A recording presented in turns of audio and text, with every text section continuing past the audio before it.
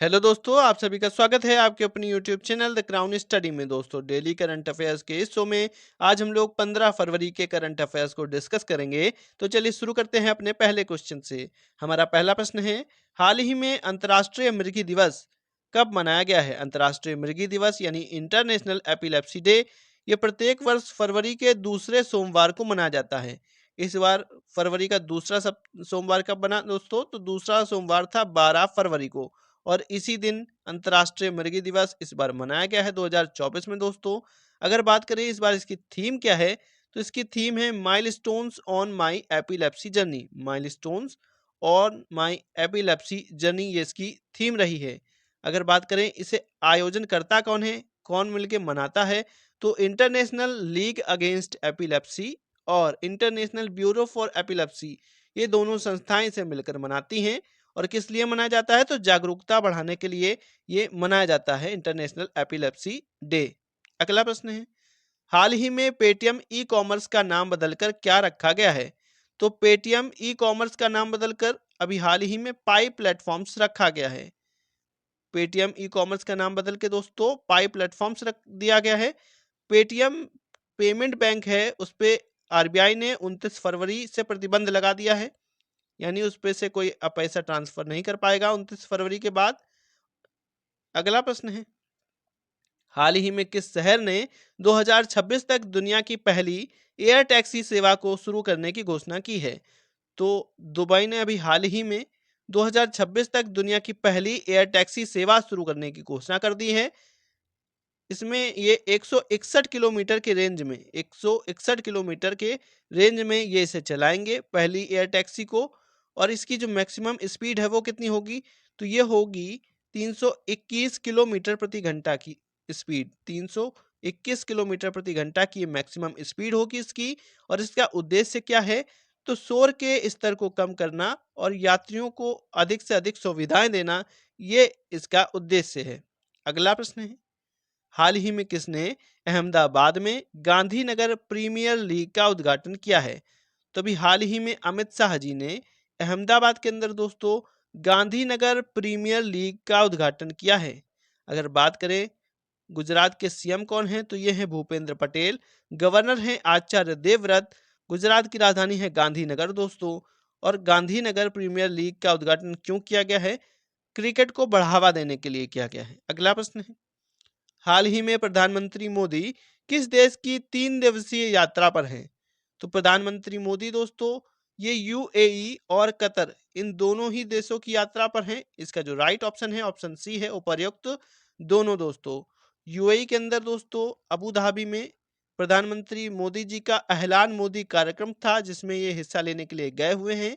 और यहीं पर बीएपीएस हिंदू मंदिर का भी उद्घाटन करना है दोस्तों इनको, तो इन्होंने कर दिया है।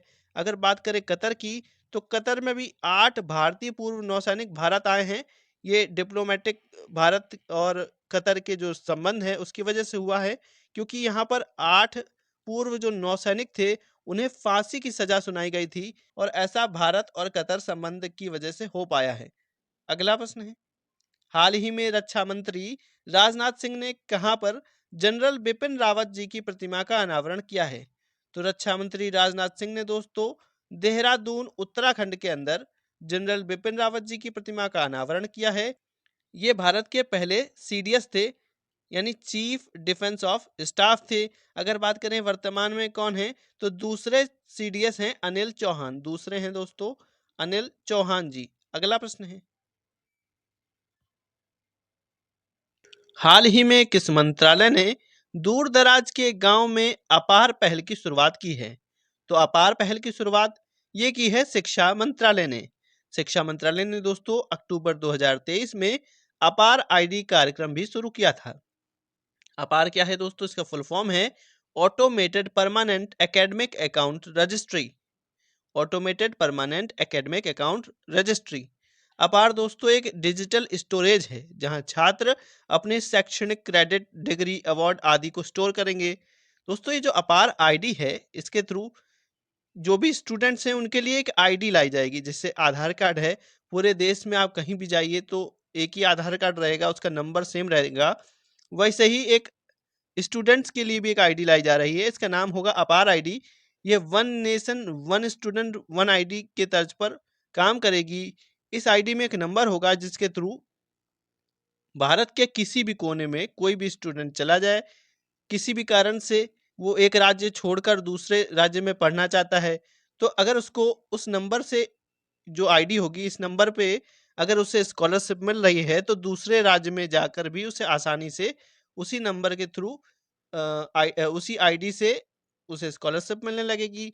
उसे डॉक्यूमेंट्स अलग से दिखाने की जरूरत नहीं, उसी आईडी पर डॉक्यूमेंट्स भी अपलोड होंगे। अगर उसे कोई अवार्ड मिला है तो वो भी अपलोड होगा, तो इससे उन्हें भटकना नहीं पड़ेगा और सारी चीजें एक ही आईडी के अंदर होंगी। अगला प्रश्न है, हाल ही में किस राज्य के गुप्तेश्वर वन को जैव विविधता विरासत स्थल घोषित किया गया है?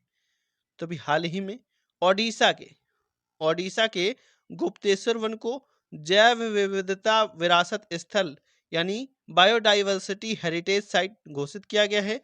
ये 350 हेक्टेयर से अधिक क्षेत्र में है। ये ओडिशा का चौथा जैव विविधता स्थल है दोस्तों। इससे पहले 3 अन्य स्थल जैसे मंदसक, महेंद्रगिरी और गंधमर्दन, ये यहाँ पर जैव विविधता स्थल के रूप में घोषित किए जा चुके हैं। अगर बात करें ओडिशा की, तो यहाँ के सीएम कौन है? नवीन पटनायक हैं। गवर्नर है रघुवर दास और ओडिशा की राजधानी है भुवनेश्वर। अगला प्रश्न है, हाल ही में कहाँ दक्षिण भारत सांस्कृतिक केंद्र स्थापित किया जाएगा? तो दक्षिण भारत सांस्कृतिक केंद्र दोस्तों ये हैदराबाद तेलंगाना के अंदर स्थापित किया जाना है। इसका उद्घाटन किसने किया? तो पूर्व राष्ट्रपति एम वेंकैया नायडू ने किया है। और कब किया है? तो 12 फरवरी को किया है, 12 फरवरी को किया है। ये संगीत नाटक अकादमी का क्षेत्रीय केंद्र है। इसके साथ ही भारत कला मंडपम सभागार का भी शिलान्यास किया गया है। अगर बात करें संगीत नाटक अकादमी की, तो इसकी स्थापना 1953 में की गई थी। संगीत नाटक अकादमी की स्थापना 1953 में की गई थी और इसका मुख्यालय नई दिल्ली में है। अगला प्रश्न है, हाल ही में कौन दक्षिण रेलवे की पहली ट्रांस वुमेन टीटीई नियुक्त हुई हैं? तो दक्षिण रेलवे की पहली ट्रांस वुमेन टीटीई दोस्तों ये सिंधु गणपति जी बनी है। ये रही सिंधु गणपति जी दोस्तों। ये 37 वर्ष की हैं और ये ट्रैवलिंग टिकट परीक्षक यानी टीटीई नियुक्त हुई हैं। दोस्तों अगर वीडियो अच्छा लगा हो तो वीडियो को लाइक करें, शेयर करें, चैनल को सब्सक्राइब करके बेल आइकन दबा दें। Thank you.